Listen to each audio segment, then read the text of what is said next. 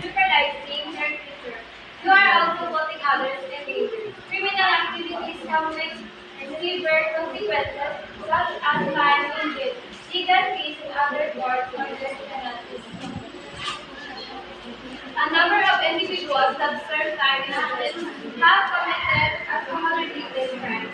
Offense range from minor to serious and include property crime, public order offenses, driving while intoxicated, assault, and homicide.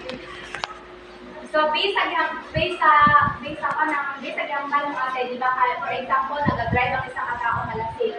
So, pag hindi na sila, pag wala na sila sa patusang ano ang mga, for example, nag-sir siya, may nakabula siya. Kato, for example, dito sa kapamangga, dito sa among banda, pero hindi ka medyo